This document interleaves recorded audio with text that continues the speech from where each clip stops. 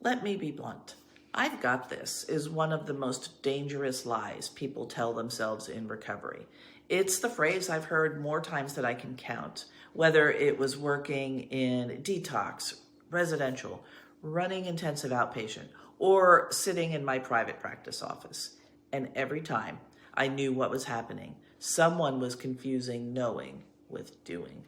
Someone was getting ready to walk out of the door before their brain and body had even begun to rewire. I know this mistake because I made it myself. I'm going to use some terms associated with that time frame. My mother got sober when I was 2. She was honest and transparent about alcohol use disorder, and she was worried for me and my sisters. By the time I was a preteen, I already knew more about alcoholism and AA than most adults. I even wrote a whole paper on it in school. I could explain the disease, the meetings, the slogans, the Serenity prayer. I knew things, but knowing didn't stop me from drinking. Knowing didn't stop my substance use disorder from progressing. Knowledge is not immunity. Knowledge is not healing. It wasn't until years later that I learned recovery isn't about what you know. It's about what you practice repeatedly until it becomes who you are. Let's talk neuroscience, why habits are greater than knowledge. So here's the science. Addiction isn't just bad choices, it's brain changes. Substance use hijacks the reward system, leaving your brain to crave quick dopamine hits instead of long-term satisfaction. It rewires stress circuits so that even normal life begins to feel overwhelming. Knowledge alone doesn't heal those circuits.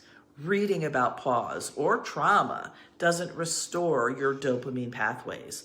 Highlighting a passage in the big book doesn't lower your cortisol. Your brain and body heal only when you consistently practice behaviors that reset your hedonic set point, regulate your nervous system, and build healthy neural pathways. Neuroscience is clear. Neurons that wire together, fire together. Let me change that. Neurons that fire together, wire together. Habits repeated, embodied actions literally change the architecture of your brain. Without those habits, you're walking around with good intentions, but unchanged wiring. And changed wiring leads straight to relapse. So neurobeneficial and multidimensional habits are non-negotiable. What are those habits that actually heal? These aren't nice to haves. They are neurological interventions, changes to your brain chemistry. They improve your mental health and they support overall health and well-being. Let's start with pleasure reset habits. Savoring, gratitude, journaling, intentionally noticing micro pleasures and glimmers. These retrain the reward system. Movement, consistent exercise that you enjoy, not punishment, but joyful movement that your body looks forward to. Contemplative practices, yoga, tai chi, qigong, nia, anything that integrates breath, body, and awareness.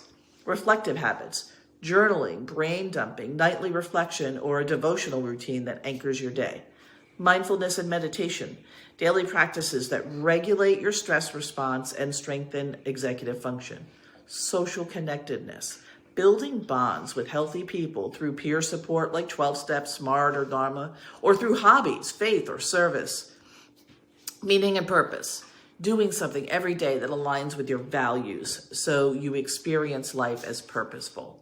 Hobbies and recreation, regular play, fun, and creativity, which are not luxuries, but powerful regulators of mood and reward pathways. Nutrition and sleep hygiene, eating in ways that stabilize blood sugar and neurotransmitters and protecting restorative sleep. Service and contribution, giving back, volunteering, mentoring, because purpose-driven altruism has measurable antidepressant and anti-craving effects.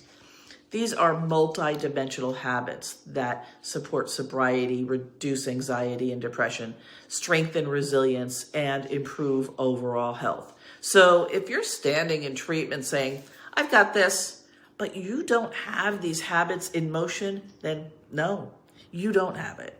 You may have knowledge, you may have intentions, but intentions don't rewire your brain. Habits do.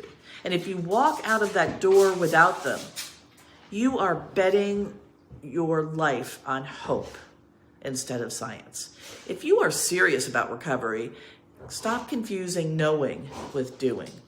Stay. Build the habits. Wire your brain for healing, because your sobriety and your life and your relationships depend on it.